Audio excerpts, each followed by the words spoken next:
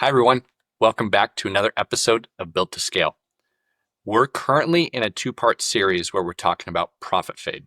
So if you've experienced where your job profitability is not what you intended it to be and want to figure out how you prevent that going forward, but not just you preventing it as a builder and as a business owner, but how you get your team to be focused on preventing it, listen into today's episode. On today's episode, we have one of my good colleagues and friends, Layton Johns. Layton is a fourth generation builder as well as a construction finance expert. And so in this particular episode, we actually dive into how to actually get your team incentivized to prevent profit fade, and how to get them in on it, of how to make sure that they're doing the jobs and looking at the data and making sure that they are on a plan to prevent profit fade for your business. And so the key thing is here, we want to help you build, your dream business. We want to give you advice, financial advice. But the thing is it can't just be on your back. You cannot just do this yourself, that your team has to be part of this. And so today we talk about that. And so if you have experienced profit fade and you want to figure out how to get your team members wrapped around it with you, to solve it with you, listen in. I'm gathering from this, I'm going to summarize a bit of what you've said so far, that one, communication is really, really important. Being proactive in communication with your clients, that these are the expectations. That doesn't necessarily tackle, how you prevent, or that tackles how you prevent profit fade, because it sets you up for success. But once you're in it, you brought up the idea of, and I think we both are on common place that, you don't want a strategy of change orders. Like, sadly, some construction companies actually have a strategy of underbidding all of their competitors, and then they'll just change order the heck out of their, out of their client at that point, or other customer. And that's not what we're advocating for here. It's rather that if there is a clear, reason for it, go for it. Have the communication. Relationships, from my experience, are defined when you deal with the hardest stuff, right? A good relationship is pretty shallow if you don't end up dealing with something difficult. And so relationships are actually built when you deal with the difficult stuff and how you handle it. And proactive communication is key in that regards. You spoke of obviously tracking cost appropriately, but I'm interested, we're going to go into kind of my next question. How do we prevent this? And you kind of brought up one point there that I thought was really interesting about, hey, do you have a project manager that seems to be dragging this out, right?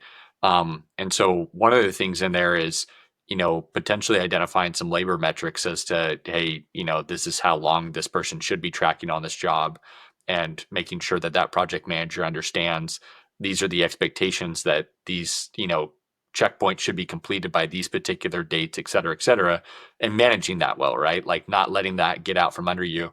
What are some other suggestions that you would have in regards to, um, you know, we're not talking again here about profit fade has been happening and how do we course correct, but how do we prevent it on all of our future jobs now? Well, you brought up, tracking your project managers and having a metric. One of my clients has a very good metric. He tracks the rate of return by project manager, and he also tracks the rate of return by superintendent. And so what he's done is it's taken experience and time to figure out what this number should be.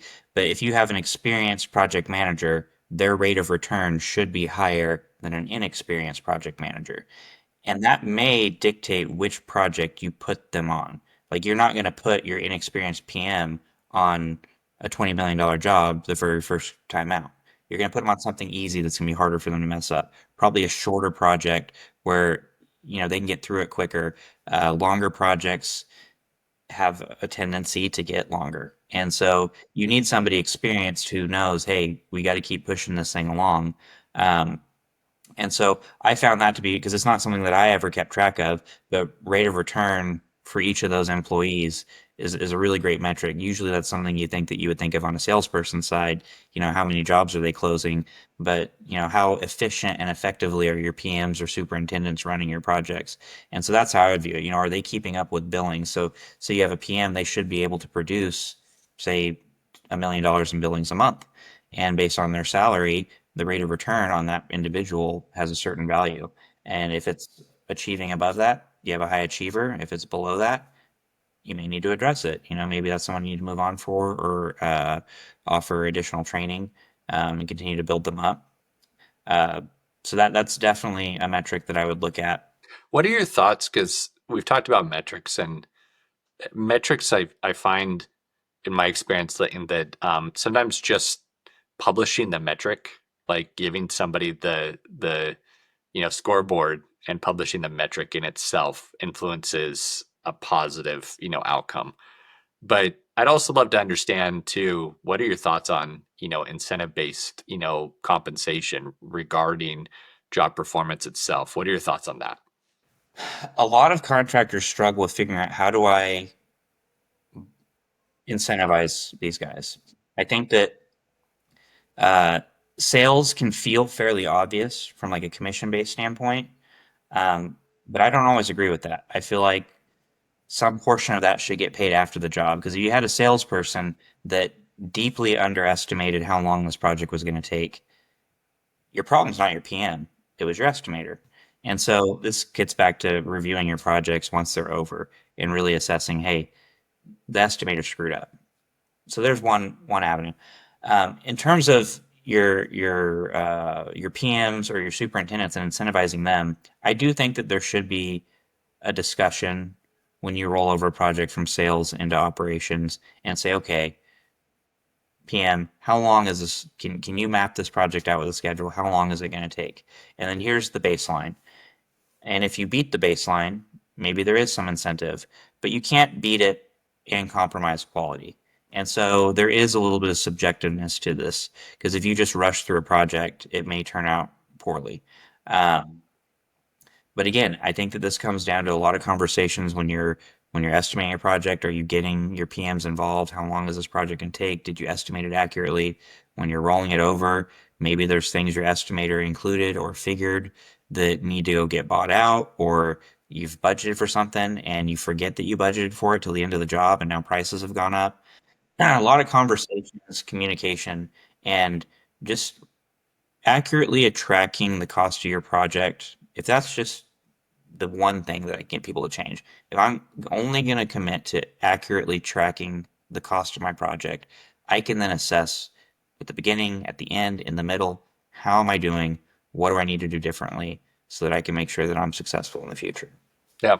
Um, I think to your point, my um, I think it's important to be diligent about implementing incentive-based program, because you don't want to make something that's confusing either, or that if a project manager can't directly influence all results of it, that because they're not an estimating or something, that it not negatively impact them. At the same point, um, you know, I think it would be really interesting, because a part of it is you and I's experience is in accounting, right? And sometimes in accounting, we need other people throughout the company to approve a bill or to submit their expense report. And all of a sudden, those things get submitted a lot faster when there's motivation behind wanting to see the quality of the data and the job cost, understand how you're performing and whether you're going to hit that end of year bonus or end of quarter bonus or whatever. Because everybody wants to know, hey, how much money am I going to get back in my pocket, right? And I think what Layton and I are advocating for here, it's not perfect clarity in regards to, hey, this is the number one compensation program, or incentive-based program that you should do. It is nuanced based upon your business structure itself, but getting your team involved and trying to develop something and navigate that direction to hold, that it's not just you as a business owner that's concerned about job profitability, but that everybody in your company that is influencing the jobs. Implementing that is incredibly important. I think that's one of the things that we can try to help, any one of our clients do, is trying to evaluate, hey, what is the structure of your company? Do you have estimators? Do you have, project managers? Is that a split function? Et cetera, et cetera. Who oversees those functions? What is their comp plan?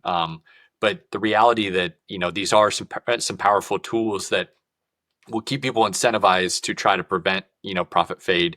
And if it starts happening, to get on top of it really quickly too, right? And Do you have any other thoughts on how do we prevent profit fade? That we've talked a bit about some of the incentive or motivation based programs here, but What are your other thoughts? What other key things that are just glaring that you feel like construction business owners should know? I mean, I don't know that you can come up with an infinite number of scenarios that could cause profit fade. And therefore, it's just constantly a mindset of, I know I can do a job for this amount of money. And if you know you can do it, what are the steps all along the way that you have to keep, eyesight on and not just go on autopilot, but you got to stay invested in your business on a day-to-day basis. And if you're not closing your books timely, I mean, these are just simple things, but like closing your books timely, turning in expense reports on time, um, taking advantage of early payment terms with vendors or locking in material prices early on in a project, if you're not taking all of those steps all along the way, you're not setting yourself up for success.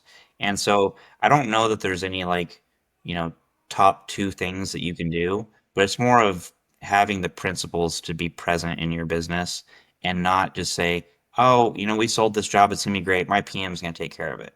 And then you dig into it in 6 months and find out your PM's got some other issues or and that's I keep coming back to that, but I mean, there's so many other things that just taking your eye off the ball for an extended period of time is the worst thing that you can do, and that's when you get to the point where I feel like I'm doing good on this job, but do you know if you're doing good on this job? And knowing is what makes all the difference.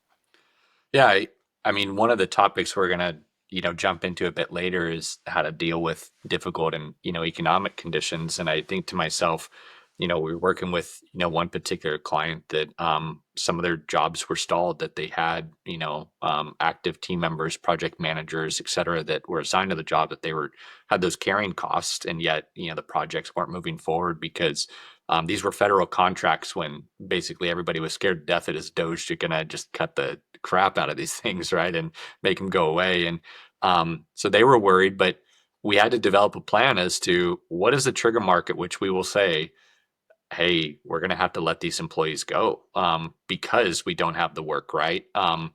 And it's just that idea that it's a data driven decision. That's not to say there's people involved, right? It's important to be people oriented, to care for your people, to try to develop a good plan. But at the same point, if you just have carrying costs and you don't really have billings coming in and you have all these costs, it's going to eat through, your profitability really quick. And we all know, this isn't a high margin business. And pretty soon, that lack of profitability could actually put you in a situation where you lose your bonding, or you can't secure it, and then it's even a worse situation, right? Would hate to see any one of our clients be in, a financing situation where if they wanted a credit line or if they had to go finance vehicles or equipment, that it was super high interest because their balance sheet had been hurt so much because of this lack of profitability that they couldn't afford it, right? And they only had some really weak financing options. And so it kind of gets you into a bad cycle. So I think it's just so important, and we keep, right, we're accounting and finance, Layton, but we keep coming back to the origination of being able to manage profit fade correctly is you have to have good accounting records. And if you don't have that as a base, none of this works. That you don't have the visibility you need. You can't develop an incentive based comp program, et cetera, because you don't have the accounting records to tie it to, so that you have visibility into what you should pay people, et cetera. Um, Good accounting records are the base of all of this. And if you don't have it, again, I could see situations where maybe if like a GC has one or two big jobs that they're managing and the business owner is really close to the job and they kind of have a good gut feel of what's going on. But when we're talking about businesses where there's many jobs and many PMs involved, et cetera, um, you could be completely flying blind, and that is the worst situation you want to be in, right? Yeah, and that's why you need people that you trust who fill in the gaps of, understanding and knowledge that maybe you don't have as a business owner. And I think that's definitely an area where we come in and can kind of lift some of that load. Just the other day, I shared a new type of report with a client to say, hey, here's the roadmap of all of your jobs laid out over the year, and I see some holes in it. And you've sold $50 million worth of work that you feel really good about, but you're not going to make your budget because you're not going to finish all 50 million this year. And so, you have to, and you may need to only compile this information a couple times a year or for a WIP report once a month, along with closing your books. And you don't necessarily need to look at it all the time, but it needs to be a tool in your tool belt that you can say, okay, just like my hammer, I can get this thing out and I can use it to make a decision, or I can use it to inform what I may or may not need to do. And and again, that's where a good CFO or a good controller can come in and help produce some of that documentation and guide you through making these decisions. Hi, everyone. So, if you enjoyed today's episode and you found value, or it raised some questions for you about the next best steps for managing your finances in your construction business, please reach out to us at bradycfo.com. There's a contact page there where you can fill out, and that will come straight over to us. Either that, or you can personally find me on LinkedIn. My name is Mason Brady, and feel free to send me a message. And happy to chat and talk through anything you're facing today, and happy to provide some advice. So, thank you all. Appreciate it.